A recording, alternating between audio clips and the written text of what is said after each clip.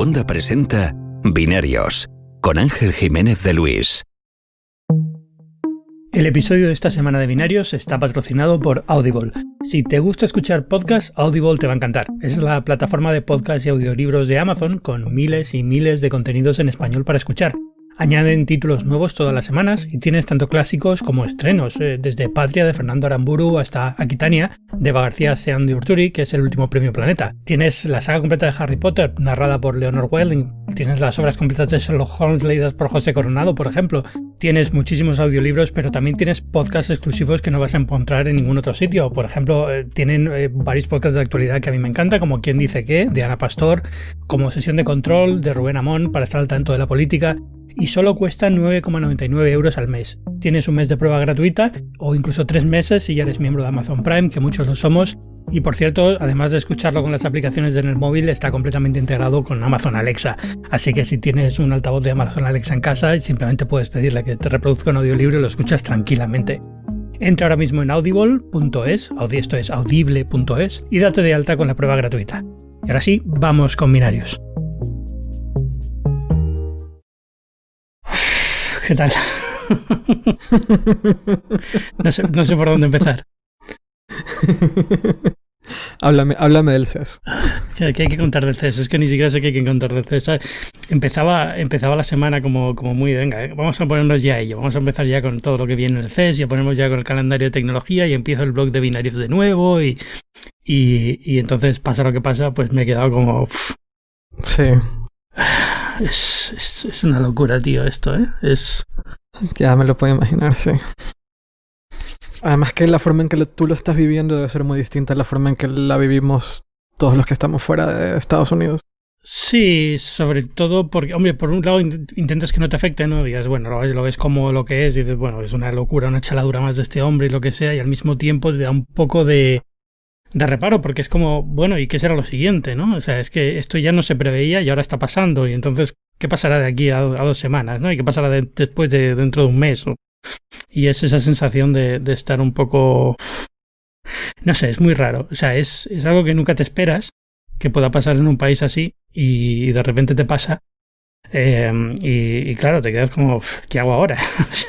O sea, ¿a dónde voy? O sea, no... Pero bueno.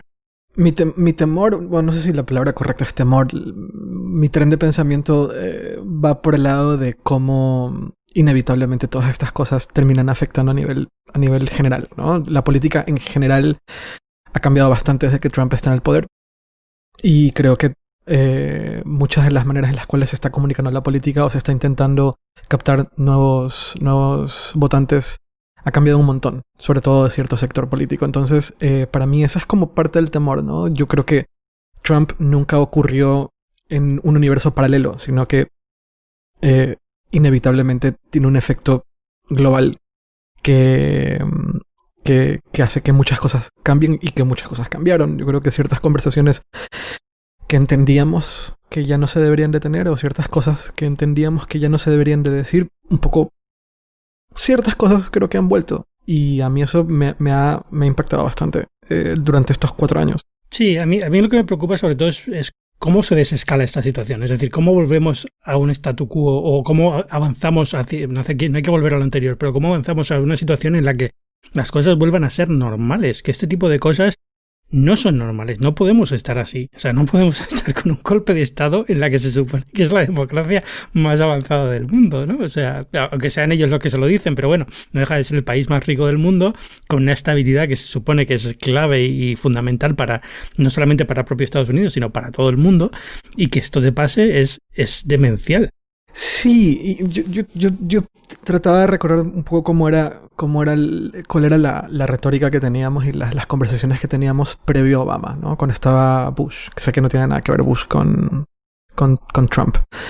Pero había mucha crítica a Bush en su momento. Estaba toda la consecuencia del 9/11, ¿no? Y como ciertas cosas que en teoría, pues un poco igual, ¿no? Ciertas cosas ya no se hablaban o no necesariamente era algo de lo cual se tenía miedo, de repente como que volvió ese miedo. Y como en la entrada de Obama, pues cambió mucho esa conversación, pero la diferencia ahora o al menos desde mi punto de vista, Leif, y no es por decir que Biden no sea bueno, yo creo que Biden es excelente, pero lo que te inspiraba Obama no necesariamente lo tiene Biden. No tiene ese mismo discurso de esperanza casi que idealista, ¿no? Esto es como un candidato que más bien busca contentar a todos, que busca estar en el centro entre una sociedad que claramente está muy dividida.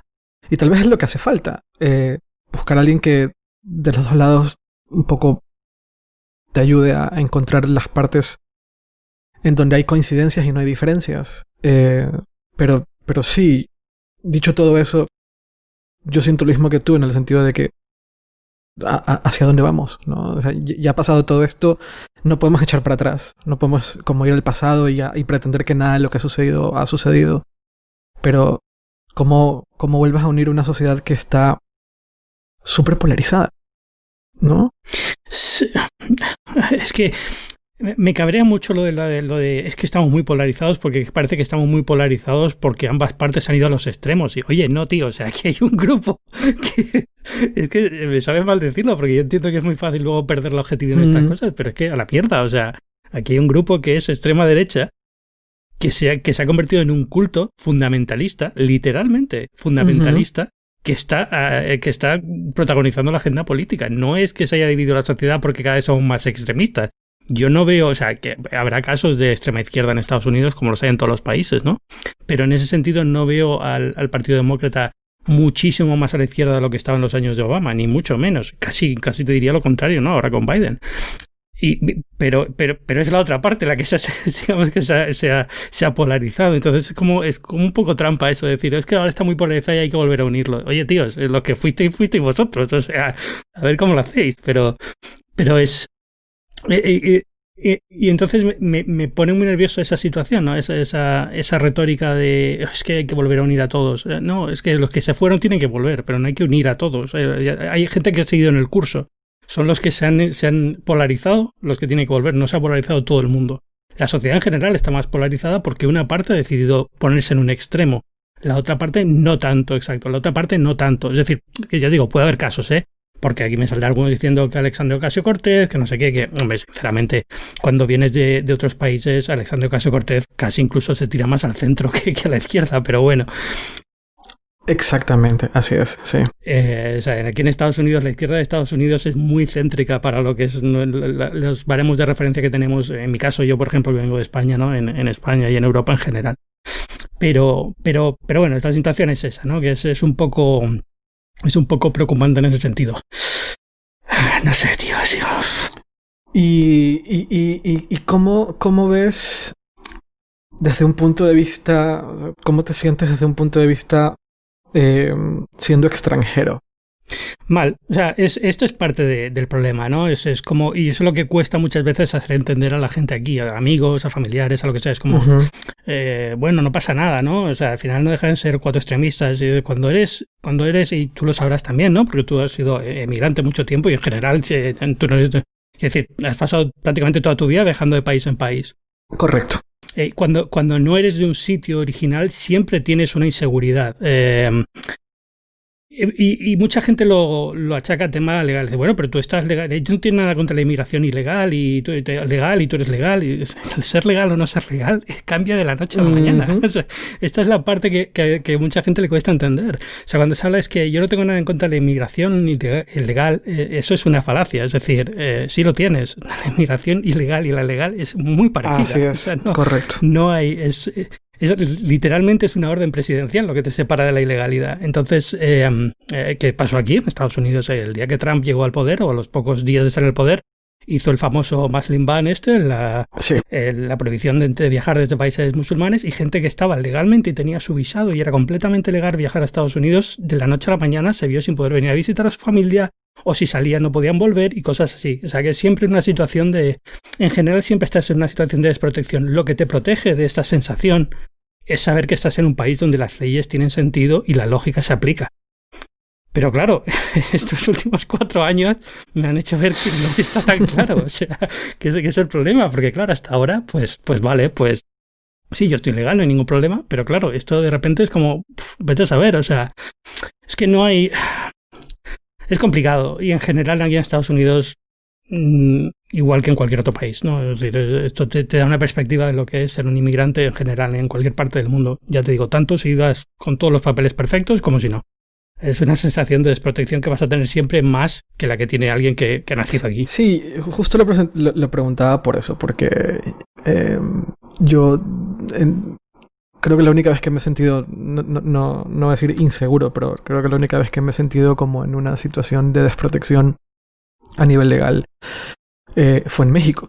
Y fue en México cuando, también por un tema político, cuando López Obrador, que ahora es el presidente de México, se presentó por primera vez. Yo hice en aquella época yo estaba como muy obsesionado con la política y entonces empecé a hablar mucho de política esto era bueno, no era pre-hipertextual. Hipertextual apenas empezaba, pero existía todavía el 1040, no era hipertextual. Y yo hablaba mucho del tema político y de López Obrador. Y cuando López Obrador, al igual que Trump, no quiso reconocer los resultados electorales, pues yo dije, listo, se acabó. O sea, hasta aquí llegamos. Y eso a mí me costó una fuerte contra por parte del partido de López Obrador, que de hecho terminó en una especie de demanda a migración, ¿no? En México se supone que los extranjeros...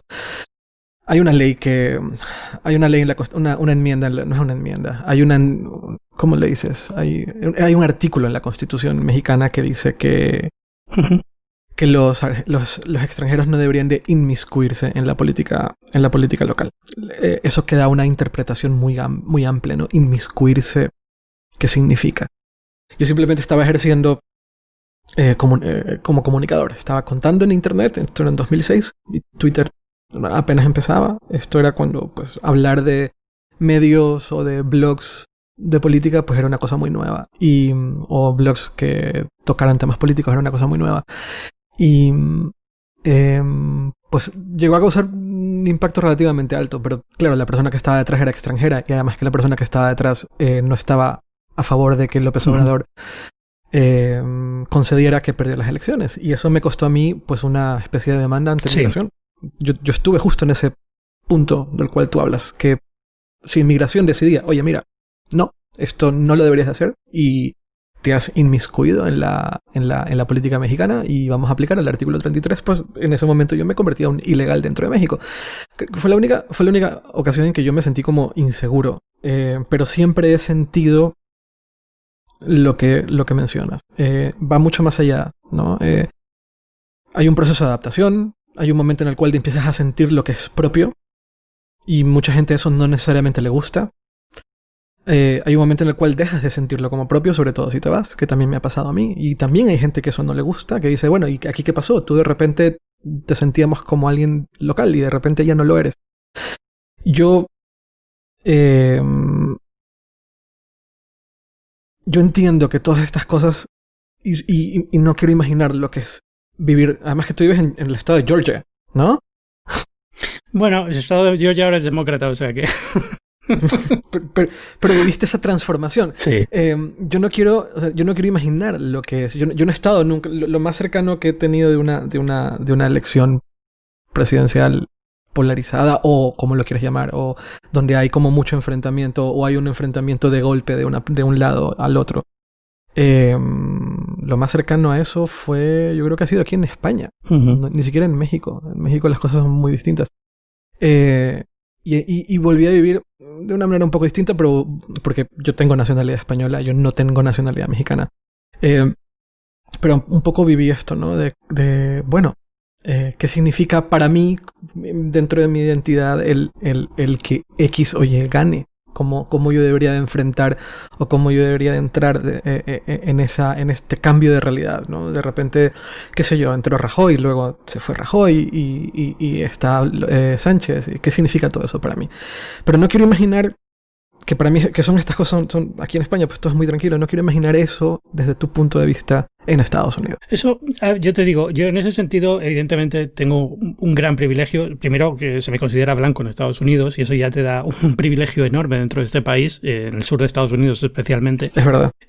Así que mientras no me pregunten el nombre y miren mi carta de identidad o mi pasaporte, generalmente me consideran como un americano y no nunca, pero siempre tengo miedo. Es decir, siempre tengo miedo a es que estoy a una parada de tráfico de que el policía de turno vea que me llamo Ángel Jiménez y le suene el nombre hispano raro y me diga, oye, y tú y tal, no sé qué, me haga la vida difícil. Y esa es un poco la idea. Es decir, es muy fácil hacerle la vida difícil a alguien. Así es. Es muy fácil cuando eres un policía en Estados Unidos hacerle la vida difícil a alguien, sobre todo a alguien que es inmigrante. Es decir, y aunque sea legal, a mí un delito, no una falta, un delito, me inhabilitaría para pedir cualquier otro tipo de visado, a pesar de que esté casado con mi mujer que es americana y pueda pedir una green card, ¿no? Ahora mismo no la he pedido por razones que sean, ¿no? Pero pues tengo mi visado, pero este tipo de cosas te pueden inhabilitar para muchísimas cosas que a un americano no le pasan. Porque pues es un delito y pagará la multa o lo que sea y no hay ningún problema y estará en su historial, pero no le pasa nada, ¿no?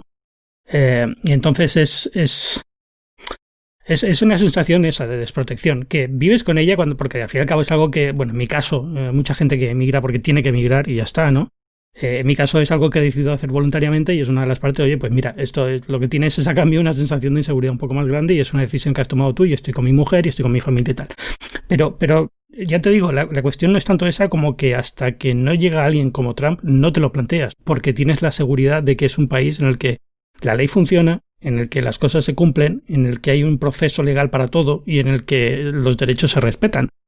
Y eso es lo que ha saltado por la borda en general. Poco a poco, en los últimos 4 años, como decía ¿cómo era? El de Ernest Hemingway, ¿no? Que pues como decía Ernest Hemingway, que ¿cómo te has hecho pobre? Pues poquito a poco y de repente, ¿no? Es como es gradual y de repente estás en una situación de Dios mío, ¿qué está pasando? De repente ¿Qué te me va a encontraste pasar? en esa situación, sí. Entonces es lo que me da un poco de pavor. Vuelvo a lo de siempre. Yo soy muy privilegiado dentro de Estados Unidos. Hay muchísima gente que está peor que yo y probablemente lo esté pasando peor que yo a nivel psicológico en cuanto a qué puede pasarme, qué situación de desprotección tengo y demás. Entonces, probablemente esto quede en nada y probablemente el 21 de enero Biden sea presidente sin ningún tipo de mayor contratiempo o con alguna protesta más y se acabó y no pasa nada. Pero te hace plantearte cosas, ¿no? Cuando esto pasa, ¿no? De lo frágil que puede llegar a ser una democracia y lo frágil que es la realidad. Y pensamos que estamos protegidos y sí, pero cuidado, porque no es tan difícil convencer a 4 locos para que desbaraten todo. No, claramente. ¿Y sientes algún tipo de alivio? Creo que todos sentimos alivio cuando Biden ganó, ¿no? Supongo que hubo una sensación de, no estamos tan jodidos, no está tan mal la cosa. Sí, en general, a ver, o sea, el problema es que estas elecciones fueron muy raras por el COVID, por la cantidad de voto por correo que hubo. Y se perdió un poco el efecto que habría tenido una elección normal. Es decir, esto, conforme han ido pasando los meses, está claro que esto ha sido una súper victoria demócrata. Es decir, así es. Biden, en las elecciones que más gente ha movido, tiene, de verdad, o sea, si alguien está escuchando este podcast y está pensando, bueno, pero hay fraude electoral, apaga el podcast, desuscríbase, no quiero saber nada de usted el resto de mi vida. Totalmente de acuerdo. Es absurdo, o sea, es que no tiene sentido ninguno. O sea, en Estados Unidos no tiene un problema de fraude electoral ni lo va a tener. O sea, así de claro. O sea, bueno, lo puede tener si las cosas siguen derivando, o sea, como están, pero ahora mismo en estas elecciones no ha habido ningún caso de fraude electoral. Ni siquiera los abogados de Trump delante de los jueces han argumentado que hay fraude electoral. Hasta este nivel llegamos. No, y era una simple táctica política para intentar detener algo que era inevitable. Punto. Exacto, sigue siéndolo. Es decir, pero está la prueba. En cuanto ha habido que presentarse ante el juez, todos los abogados han dicho que no era un caso de fraude, sino un caso de que no estaban de acuerdo en cómo se habían organizado las elecciones. Así es. Que es una cosa muy diferente. Porque es verdad que algunos estados han hecho cambios para ajustarse a la realidad de que mucha gente no iba a poder votar en persona. Iba a haber una cantidad de voto por correo este año que muy grande. En algunos estados el voto por correo está completamente normalizado y es la forma normal de votar. Como Estados Unidos, cada estado, digamos, que tiene sus leyes electorales un poco diferentes, pues esto es parte del problema, ¿no? Otros estados en los que no se podía votar tan fácilmente por correo, solo tenías que tener unas causas muy justificadas, han ampliado digamos, esta opción a la gente, porque este año no iban a poder. Y entonces ahí es donde se ha formado más follón y por lo que se ha tardado tanto, digamos, en saber los resultados, aparte de otros varios problemas que tienen las elecciones de Estados Unidos, que son bastante desastrosas, ¿no? Pero bueno, yo creo que si hubiéramos tenido esta situación nada más terminar las elecciones el 4 o 5 de noviembre, yo creo que la situación habría sido muy diferente, ¿no? Habríamos dado cuenta de que esto ha sido una victoria enorme. por cómo ha pasado todo. Enorme en muchos sentidos. Sí, no solo ¿no? en el número de votos electorales, sino en el voto total, en el voto popular total, ¿no? Sí. Bueno, el voto popular, los demócratas llevan ganando el voto popular desde no sé hace cuánto. Es decir, eso siempre es, yo no sé si desde los años 30 nunca ha perdido el voto popular. Pero bueno, como Estados Unidos es como es, pues no siempre ganan las elecciones. Pero bueno, ya no solamente es eso, es decir, es que sea una de las más votadas de Estados Unidos. Así es. Que hayamos... todo se ha dicho. Primero, a Trump no le ha ido tan mal como se suponía que le iba a ir en base a las estadísticas y a las encuestas que habían hecho. Y es verdad que los republicanos han conseguido bastantes sitios en el Congreso. Y al final lo que ha pasado también, bueno, también los demócratas han tenido victorias muy grandes, como ha sido ahora en el caso esta semana también Georgia, los dos senadores que han colocado, lo cual les da el control también del Senado. Así es. Pero en general ha sido una gran campaña para los demócratas y ha funcionado muy bien.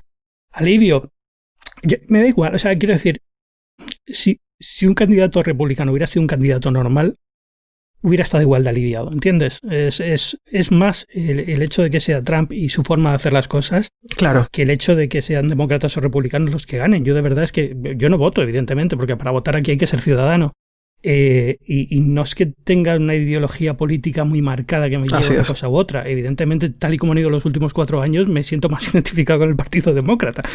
Pero porque la alternativa es sentirme identificado con gente muy chunga. O sea, no. O sea, ves a Mitt Romney ahora. Claro.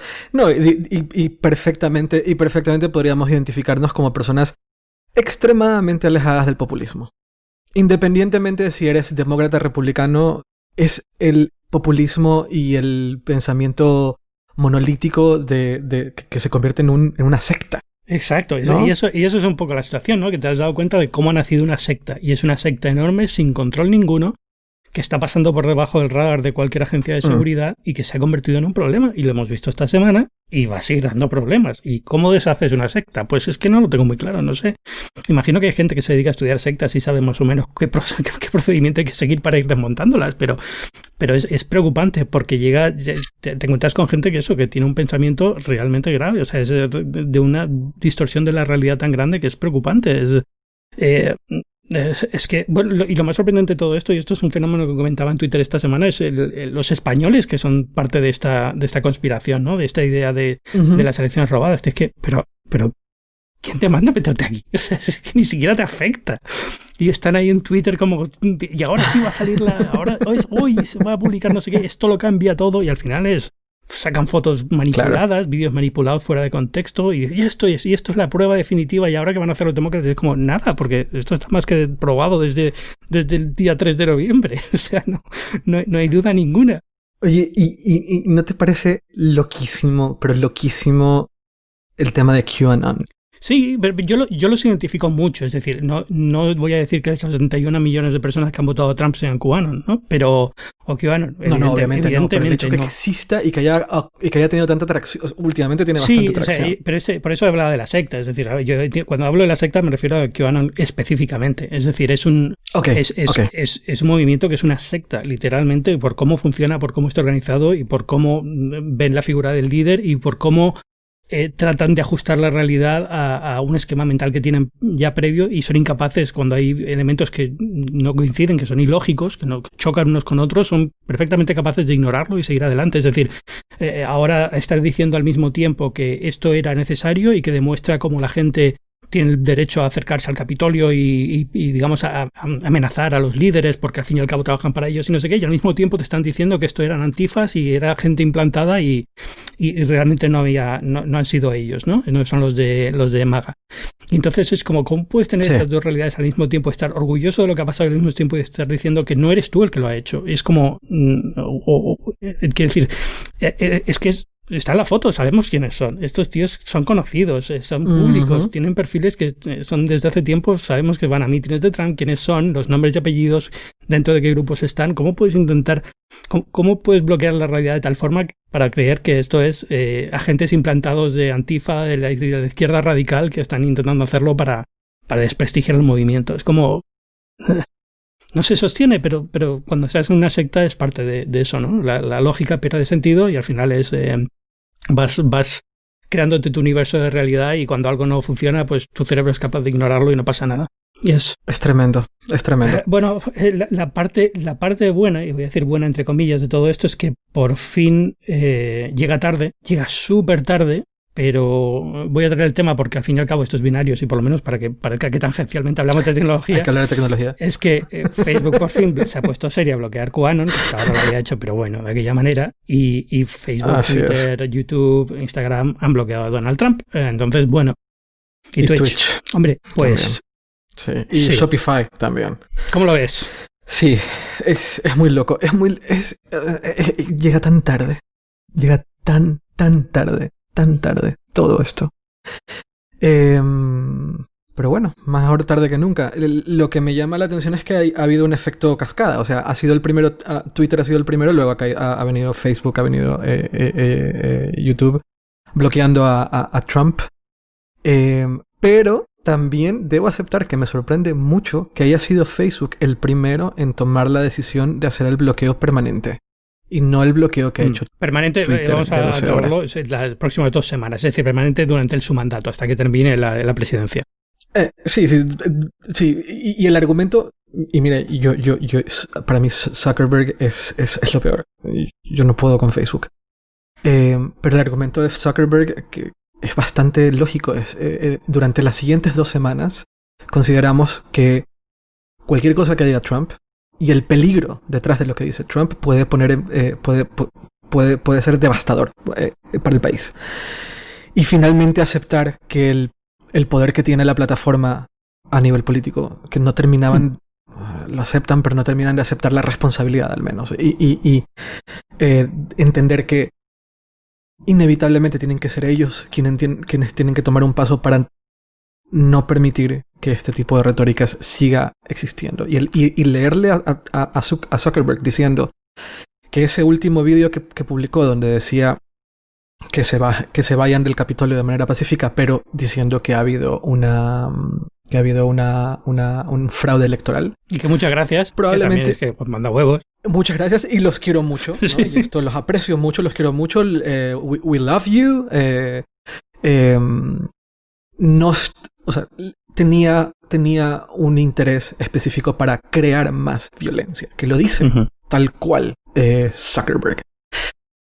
Que es un mensaje sumamente poderoso porque es una de las personas más millonarias del mundo, es una de las personas más poderosas del mundo y tiene en sus manos 3 de las redes sociales las 3 redes sociales más importantes del mundo: Facebook, Instagram y WhatsApp. Esto es así. Entonces, Zuckerberg tiene un poder inmenso, no solo estadounidense, yo creo que aquí es un poder inmenso a nivel global. Y leerle a Zuckerberg diciendo: creemos que este mensaje fue diseñado no solo para provocar, sino fue diseñado para crear más violencia del presidente de Estados Unidos, aunque le queden 2 semanas, sigue siendo el presidente. Creo que tiene muchísimo poder. Y sorprendentemente, el CEO de una empresa que ha creado tanto mal durante estos años sea el primero en tomar esta posición tan abierta en contra de Trump, me parece muy valioso. Y espero que... O sea, creo que Jack Dorsey y compañía deberían de seguir. O sea, creo que ya es hora de que tomen la decisión de que el megáfono más grande de Trump se apague. O sea, ya está, ya estuvo. Sí, a ver, aquí la queja que me veo más continua de todo esto es ¿por qué estas empresas, hasta qué punto estas empresas tienen derecho digamos, a callar la voz de un líder mundial como es Donald Trump? Mi respuesta a eso es: tienen todo el derecho del mundo, es una empresa privada y hacen lo que quieren con sus redes, ¿no? Eso es el punto número 1. Pero bueno, entiendo el peligro. Es decir, ¿qué impide ahora a Facebook pues tomar decisiones respecto a China, a España, a México, claro, a quien sea, y empezar a seleccionar claramente qué pueden y no pueden decir sus líderes y demás?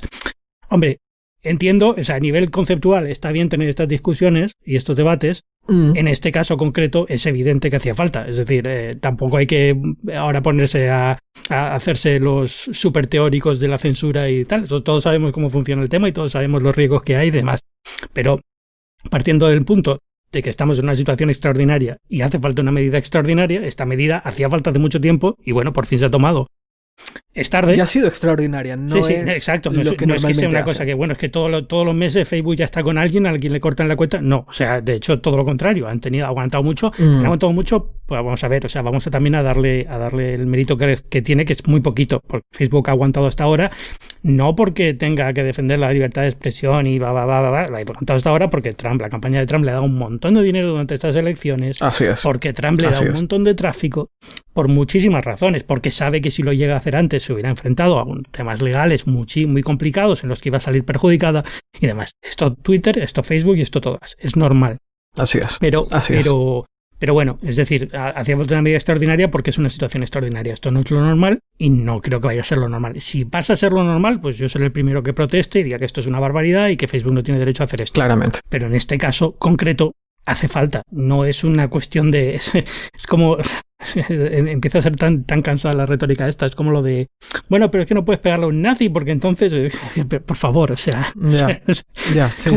De verdad, todos entendemos estos juegos mentales desde que tenemos 12, 13 años, pero ya somos mayorcitos y sabemos cómo van las cosas y quiénes son peligrosos y quiénes no y cuándo hace falta tener una respuesta más dura y cuándo no. Entonces, en este caso hacía falta este tipo de respuesta porque es que este señor, durante los últimos 4 años, lo que ha hecho es alimentar esta situación que tenemos ahora. Es decir, ha creado un culto de fanáticos. Así es. Y ahora tenemos que lidiar con eso. Entonces esto es como cuando alguien crea ISIS o alguien crea Al-Qaeda o alguien crea una cosa de estas. Es como, pues llega un momento en el que no puedes tratarlos como un ciudadano normal. Tendrás que tomar algunas medidas especiales porque lo que han creado es una situación que no estaba prevista. Esto es muy difícil de codificar en reglas de uso diarias para todo el mundo. No me pueden decir, vamos a mantener el respeto a todo el mundo, salvo que activamente participes en un golpe de Estado. Es algo muy raro poner en unos términos y condiciones de Facebook, ¿vale? Pero lo mismo tienen que hacerlo a partir de ahora. Yo qué sé, es que...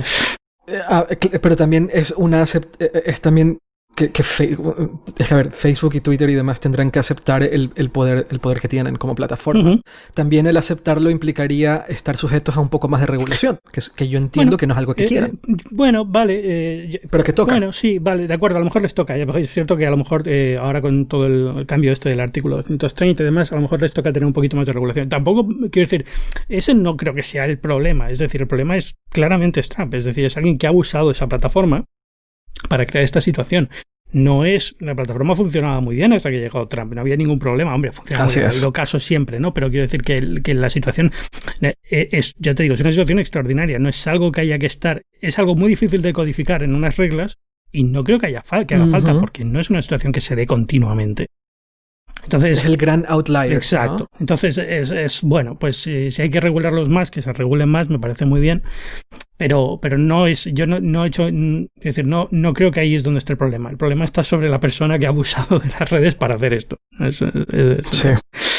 Pero bueno, no sé. Tampoco sé muy bien qué va a pasar con Twitter, porque teóricamente le han dicho que 12 horas y ya vamos por 18 y sigue sin, creo que es porque no ha borrado todavía los tweets, pero... Entiendo que no le desbloqueaban la cuenta hasta que no borrara los tweets.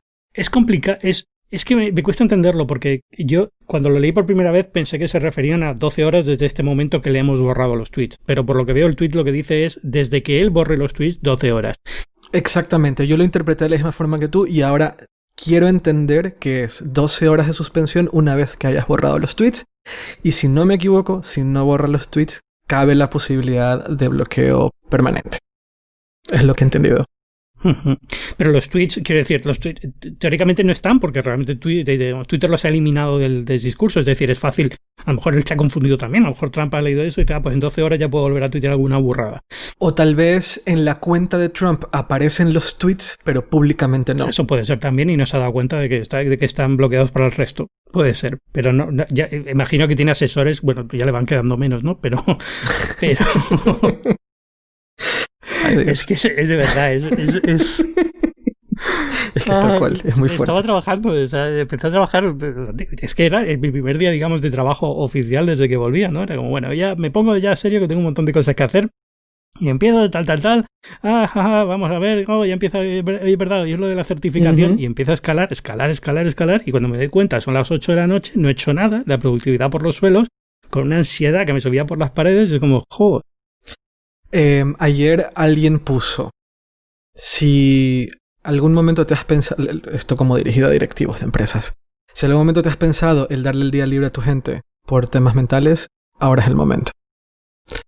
Y 100%. 100%. Sí. Yo creo que la gente no se da cuenta del golpe mental, de la carga mental que suponen estas cosas. No, es altísimo. Es altísimo. Tu ancho de banda mental es el que es. Y aquí estás ocupándolo entero para una preocupación que sabes que te puede afectar de por vida. Entonces yo puedo entender perfectamente que la productividad de la gente se vaya a ceros, que las ansiedades aumenten y que la atención se centre en saber qué va a pasar. También para mí hubo sí, yo no soy muy de símbolos, la verdad, pero siento yo que el escuchar a Pence diciendo quiénes son los que han ganado las elecciones, certificando, para mí también fue poderoso desde un punto de vista tranquilizador. Verlo a él diciéndolo. Sí, para mí, o sea, es lo primero que hice al levantarme. Es decir, al despertarme al día sí, porque intenté quedarme despierto todo el tiempo posible hasta ver cuándo se certificaba, pero evidentemente esto se fue hasta la madrugada. Así es. Así que a mí me pilló ya durmiendo y lo primero que hice al despertarme fue quiero verlo escrito. O sea, quiero ver a alguien que me diga se ha certificado.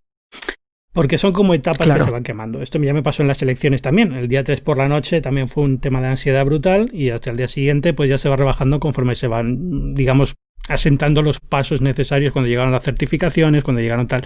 Entonces son pasos que vas dando hasta tener un poquito de seguridad. Pero es que, claro, al mismo tiempo estás pensando, bueno, pero espérate un momento, esto ni tendríamos por qué estar considerándolo. Esto en unas elecciones normales ni te lo planteas. Al día siguiente ya sabes quién ha ganado y todo va normal. Entonces es como exacto. Esta sensación de... prácticamente una semana tardamos en leerlo, sí. ¿no? En leerlo y verlo en medios. Exacto. En entonces la proyección. es cuando Fox News, que es claramente conservador, ya da la victoria de Biden, bueno, pues ya te puedes, ya te tranquilizas un poco porque ya dices, bueno, no va a pasar nada. Pero entonces sí pasa, porque de repente viene todo el follón legal de intentar frenar la certificación. Pasa la certificación, bueno, ya está. Los estados han dicho que todas las elecciones son correctas, ya habrá pasado todo. Y llega esto.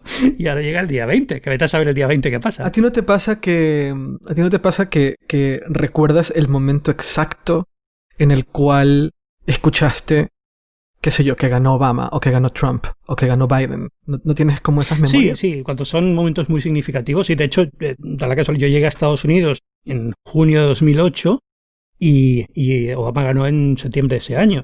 Yo recuerdo muy bien la campaña de Obama y recuerdo muy bien la victoria de Obama porque en Nueva York fue una celebración brutal, evidentemente, claro, imagínate. A mí me tocó la celebración, a mí me tocó el anuncio. Yo tuve la fortuna de estar en una fiesta del Partido Demócrata en Madrid.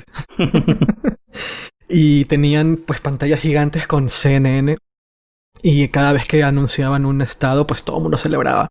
Y tuve la fortuna de estar en la madrugada cuando anunciaron a Obama. Uh-huh.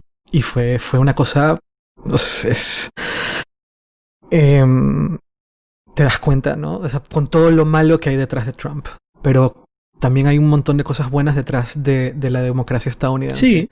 Y ese fue un día en el cual yo sentí por primera vez el poder que puede llegar a tener el hecho de que gane un candidato como Trump. Y fue súper emocionante. Y fue igual de devastador estar echado en el sofá a las 5 de la mañana viendo a Trump diciendo que dando su discurso de haber ganado las elecciones en 2016. Y yo estaba tomándome un café en una cafetería cuando abro el New York Times y sale Biden es presidente. Fue muy distinto. Uh-huh. Lo que dices tú, fue un proceso muy largo y lleno de ansiedad hasta que realmente te das cuenta que Biden había ganado, ¿no? Fue muy distinto, efectivamente. Así que bueno, yo te digo, el día 21 de enero será cuando por fin respire más tranquilo y ya... Por supuesto, todos. Creo que todos claro, todos. Y ahí ya será cuando ya me tome con un poquito más de filosofía, calma y humor. Bueno, y cambiando por completo el tema. Uh-huh. 2021, ¿qué es lo que más quisieras que pase en términos de tecnología? No que salga el iPhone, que eso, vale, ya lo sé. Ya sé que aquí creo que salga el iPhone, pero ¿hay algo que te encantaría que desde un punto de vista tecnológico suceda? Que sientas como, mira, esto es lo que más me llama la atención del año. Es que 2020 me ha quitado algunas de estas cosas, ¿no? Porque, por ejemplo, los M1, el cambio arquitectural, por ejemplo, para mí era una de las cosas que quería ver y que tengo curiosidad por ver este año que va a pasar, pero digamos que ya hay que incluirlo en 2020 porque es cuando ha llegado, ¿no? Pero es, digamos, lo que va a revolucionar un poco el mundo de la tecnología este año, tengo la sensación. Es que lo voy a centrar mucho en Apple al final, es que me da rabia, porque estoy pensando otros ejemplos y es que veo a todo el mundo muy parado y poco interesado en hacer cosas, ¿no? Claro, sí, al final bueno, son pocas las empresas. Si amplío mucho la red y empiezo a meter tema de coche eléctrico y tal, que yo sé que a ti no es un tema que te guste especialmente, pero... De hecho, a mí eso es las cosas que más me llama la atención, el tema del full self-driving. Pues cosas así, a lo mejor sí, a lo mejor vemos ya, me gustaría ver este año ya algún paso en esta dirección buena, ver un poco si Apple va a decir algo con temas de coches, pero al mismo tiempo te puedo decir que tengo mucha curiosidad por los Apple Tags o de las gafas de realidad aumentada, si se va a decir algo o no. ¿Tú crees? En algún momento tendrán que decir algo, evidentemente ahí hay algo, ¿no? Entonces, no sé si caerá este año o el que viene, pero en algún momento tendrán que empezar a mover ficha. ¿Y tú crees que este año vayamos a los eventos de Apple en Cupertino? Ojalá. Sí, o sea, estoy calculando que a lo mejor el del iPhone de este año puede ser el de vuelta, en septiembre, octubre. Yo también creo que el de septiembre va a ser el evento en el cual volveremos. Sí, ojalá. Ya vacunados. Ya, exacto. Ya más tranquilos, cuando vayamos, ¿no? Vacunados, exacto. Pero sí puede ser. O sea, ya también he perdido un poco el interés por seguir eso, ¿no? El año pasado, cuando todavía estábamos con el Mobile World Congress para arriba y para abajo, ya estaba diciendo, bueno, pues ya haciendo cálculos, a lo mejor para septiembre ya todo está más o menos normal y ahora Y no. Y más parece bien que no. Pero soy una de estas personas que cuando se enfrenta a una crisis, mi forma de reaccionar suele ser intentar ser súper analítico y súper racional y súper vamos a controlar todos los aspectos y ver y tal. Cuando llegó esto del virus, pues fue de los primeros que estaba diciendo, bueno, pero es que este virus, al final míralo cómo va la gripe y cómo va la H1N1 y qué pasó y cómo se resolvió y entonces esto más o menos en septiembre, octubre, después de esta ola ya, y al final pues te das cuenta de que no, que este tipo de cosas son serias y son muy, muy difíciles de controlar y puede pasarte cualquier cosa y nunca sabes cómo va a pasar y cómo va a reaccionar la gente. Entonces, no quiero hacer predicciones por eso, pero bueno, quiero pensar que en septiembre volveremos a vernos tú y yo en un evento de Apple o en un evento de cualquiera, no tiene por qué ser de Apple, de Microsoft o de lo que sea, y tomarnos una copa tranquilamente y hablar de tecnología, que es lo que nos gustaba hacer siempre. Ojalá. Me encantaría. Pero bueno, ¿y entonces tú, para 2021? Yo full self-driving. A mí el tema a mí lo que está haciendo Tesla con redes neuronales me resulta fascinante. Pero te voy a preguntar, ¿tú tienes full self-driving contratado en tu Tesla a pesar de que no puedas usarlo, por así decirlo? ¿O sí? Sí, lo tengo. En España no está activo, ¿no? No, en España, bueno, ciertas cosas están activas. Y otras tienes, no. digamos, conducción asistida, ¿no? Esto de control de carril y eso, pero... Así es, sí. Tienes el Navigate on Autopilot, que es curioso porque hay un montón de cosas que en teoría no debería de hacerlas, pero las hace. Por ejemplo, en las salidas de las autopistas sí que cambia de carril sin que tú hagas nada y sí que hace una serie de cosas que en teoría la regulación europea no lo permite. Pero lo hace. Y es muy emocionante ver cómo sucede. Y por temas de seguridad. Para mí el tema del full self-driving y esta promesa que Elon Musk daba y no llegaba, ¿no? De que ahora sí. Pero ver que en realidad la razón por la cual no llegaba era porque estaban reescribiendo todo y usando todo el sistema de redes neuronales para poder hacer que esto funcione. Una vez que llegó y ver cómo funciona y ver cómo va mejorando incrementalmente y a veces exponencialmente, me resulta sumamente emocionante de cara a ver, esto falta mucho. Esto no va a llegar en 2021, evidentemente, pero en algún momento empezaremos a ver, quiero creer que en algún momento estaremos vivos para ver cómo la conducción autónoma reduce accidentes mortales.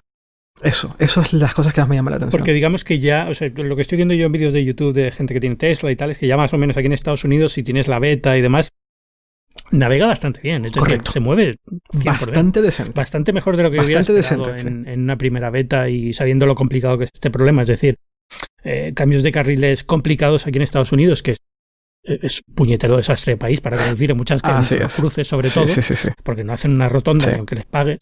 Y los navega y los gestiona súper bien. Me ha sorprendido bastante eso, porque era una de las cosas que yo decía, bueno, autopista es fácil, entre comillas, pero digamos... Autopista es lo más fácil. Digamos, una vez ya estás en la autopista, estás en tu carril, muy mal tienes que hacer las cosas y un imprevisto muy grande tiene que ser para que la máquina no pueda reaccionar. Cuando estás en tu barrio a menos de 20 kilómetros hora, pues hombre, lo peor que te puede pasar es que te choques, pero no pasa nada, ¿no? O que, bueno, puede pasar algo porque puede pasar que pase alguien, no lo vea y lo atropelle, pero en general son situaciones en las que el riesgo es menor. Pero hay un momento intermedio entre uno y otro donde ahí sí es donde ves cómo de bueno puede ser una máquina, y me ha sorprendido cuando lo he visto con Tesla, porque la verdad es que va bastante bien. Sí. También está el tema no recuerdo a quién se lo leí un artículo donde hablaba de cómo el problema más grande de Tesla es el último 1%, ¿no? O sea, 100% autónomo, ¿no? 100% autónomo. ¿Eso qué significa? Nunca vas a llegar al 100% autónomo porque ningún sistema es perfecto, eso no existe.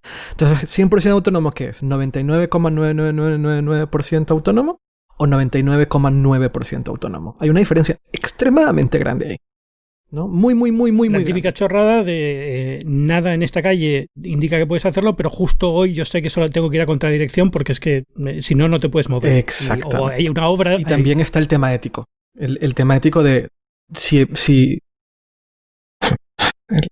estás en un coche, vas a 50 kilómetros por hora y tienes enfrente a un coche que está completamente parado, ¿qué haces? ¿Matas a los de adentro o matas a los de afuera? Éticamente, ¿quién decide eso y por qué y cómo eso va a afectar en general al sistema de Tesla? En este caso estamos hablando de Tesla, pero también cómo eso afectaría a sistemas de otras marcas y qué decisión tomarían desde un punto de vista ético, ¿no? Y eso son como son conversaciones súper importantes que ahora no estamos teniendo, pero que en el futuro se van a tener que tener. O sea, ¿quién muere en una situación en la cual o uno u otro? ¿Los que están dentro del vehículo o los que están fuera? ¿Quién tiene prioridad? Una máquina no va a saber reconocer si tienes niños o no, ¿sabes? O al menos no ahora. Tal vez en el futuro sí, pero no hemos llegado a ese punto. Y todas esas cosas a mí me resultan muy apasionantes. Sé que en la mayoría de estas cosas no las vamos a ver en 2021, pero sí sé que vamos a ver mucho avance de Tesla en este aspecto a lo largo del año. Yo creo que va a ser como el enfoque, ¿no? Mira cómo va Tesla hoy. Está a $816 la acción. El máximo histórico, imagino. Hoy sube un 7,94%. Joder. Sí. No voy a meterme en temas de lo que cuesta una acción de Tesla, ¿no? Porque no tengo ni puñetera idea de la bolsa. Pero como alguien que sigue Tesla y te gusta Tesla y tal, quiero preguntarte cuál es el caso que ves para Tesla para que esto tenga este precio. Es decir, ¿ves algo más allá de los Model Y o lo que sea que digas, oye, puede que la acción sea muy cara, pero la gente no está teniendo en cuenta que Tesla, porque yo soy de los que compran la idea de que Tesla no es solo una compañía de coches, es una compañía de energía, baterías, bla, bla, bla, bla, bla, pero en ese sentido, ¿qué ves así en el futuro para Tesla? Claro, a ver, Tesla tiene mucho valor ahora mismo porque porque si pones a Tesla enfrente al resto de la industria automotriz, Tesla está en la posición que estaba Apple cuando sacó recién el iPhone. Está exactamente en la misma posición. Tal vez un poco distinto, al final son coches, la cosa cambia un poco, pero es esta percepción que tenía cuando salió el iPhone, después de como 6 meses, todos empezamos a entender que, vale, esta gente está como muy en el futuro. Y los que eran incumbentes, que eran Nokia y BlackBerry, pues empezábamos poquito a poquito a entender, esta gente no lo está logrando, ¿sabes? Pasaba un año y veíamos que no habían avances y era como, no solo no hay avances, sino que se están quedando... ¿Te acuerdas de la sensación de frustración con Nokia, con eso? ¿Qué decir? Por supuesto. Pero, vale, te ha pillado el toro. No te esperabas un iPhone así.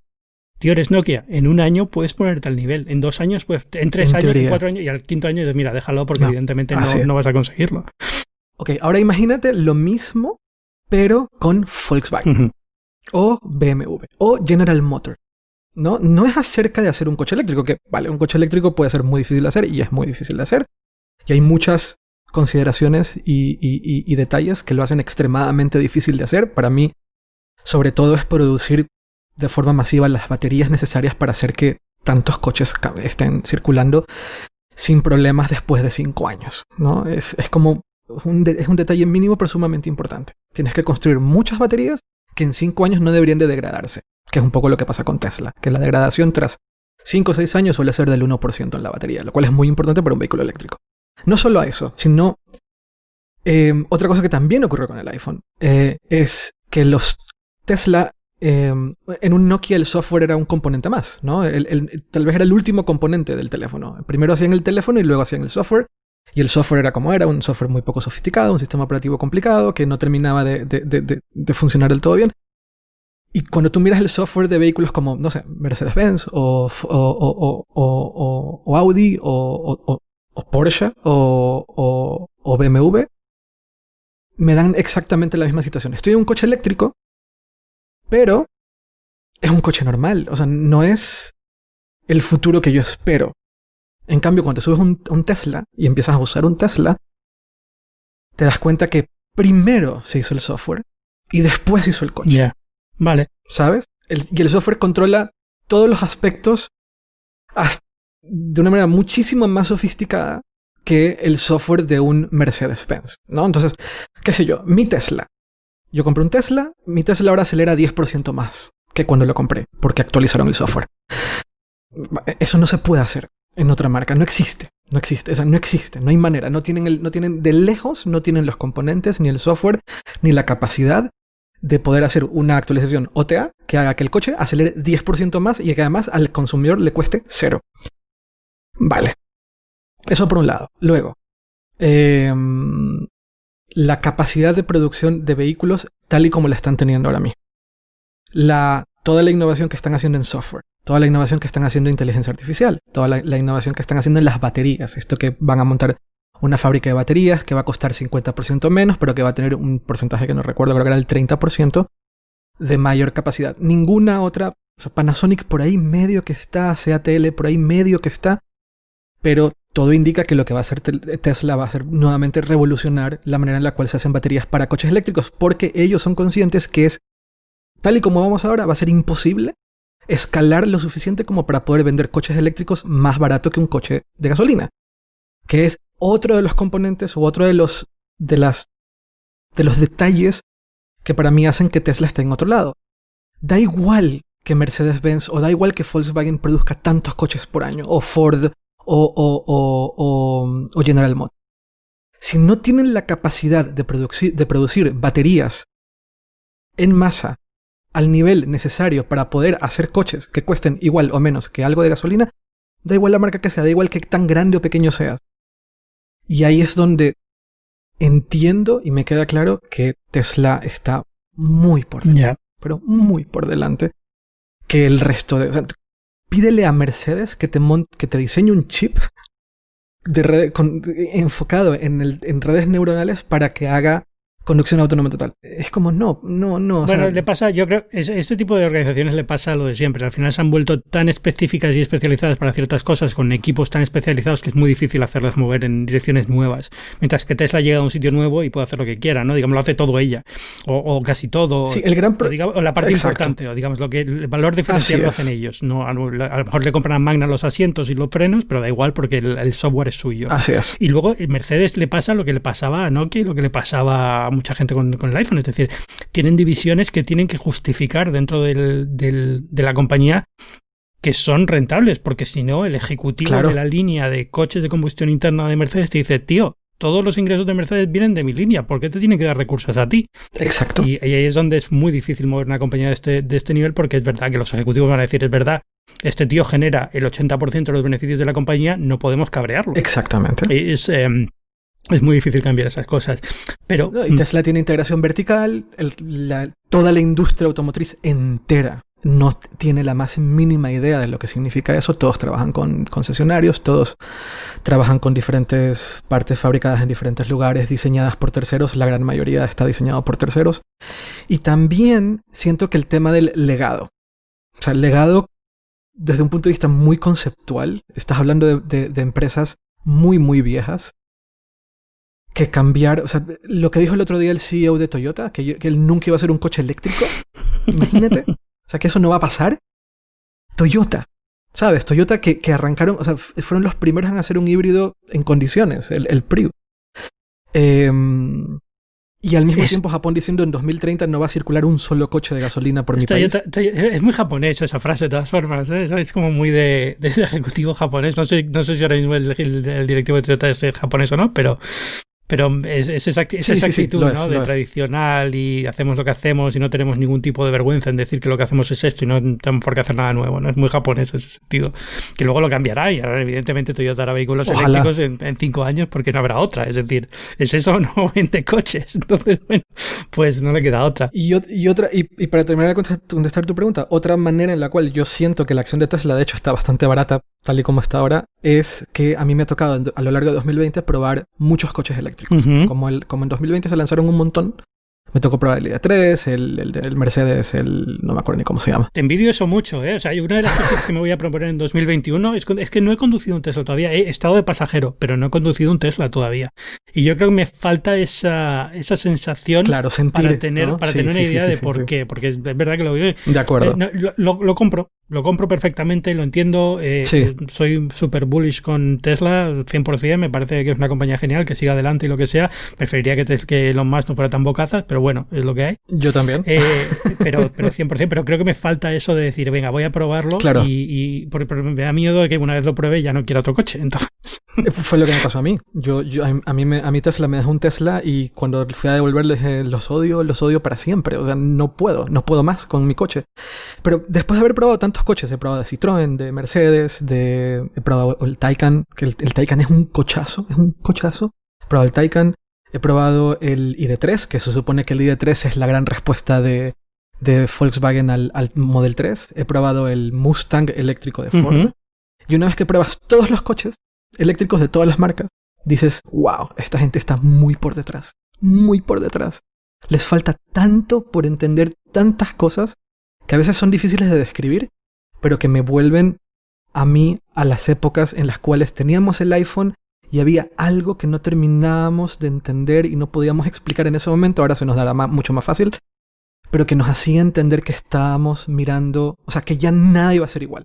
Salió el iPhone, lo usamos, lo probamos, se convirtió en este dispositivo que hacía mucho más de lo que creíamos y dijimos, vale, ya está, nada va a ser igual, es lo mismo.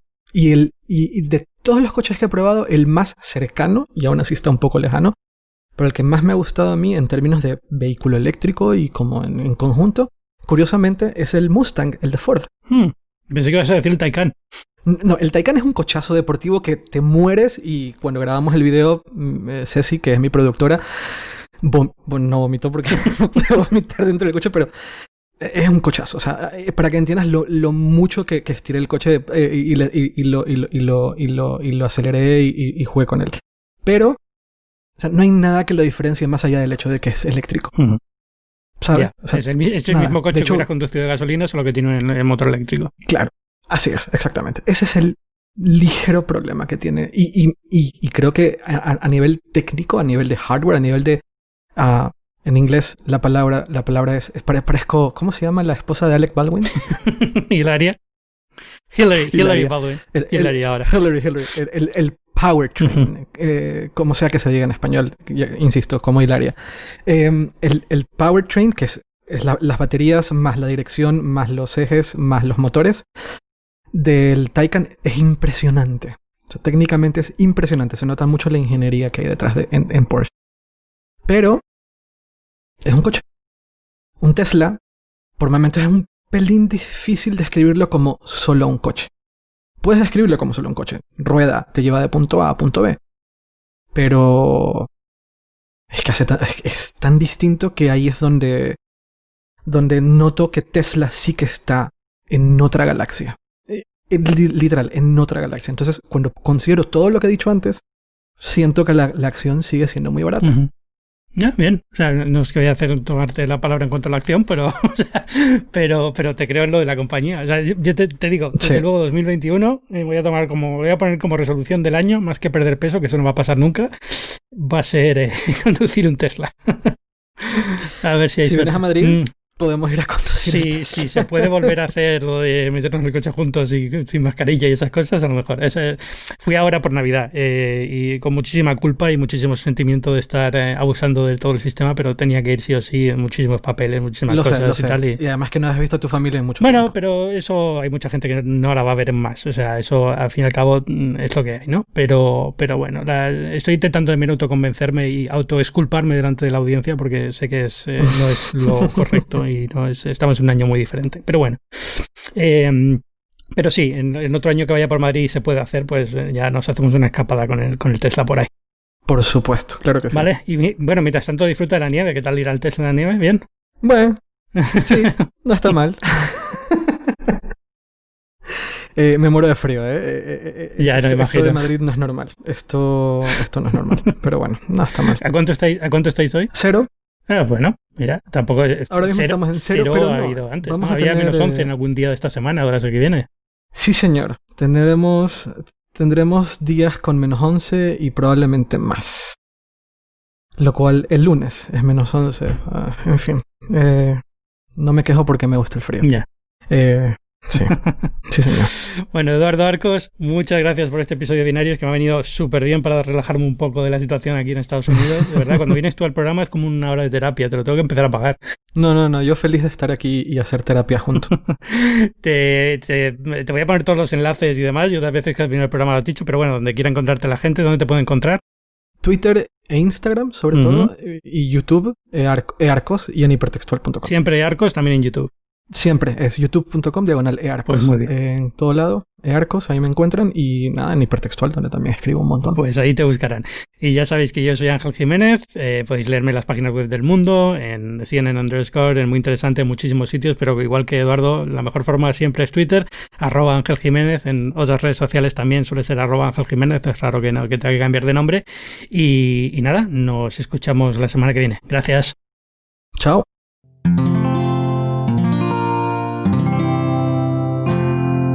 Puedes escuchar más capítulos de este podcast y de todos los que pertenecen a la comunidad Cuonda en cuonda.com.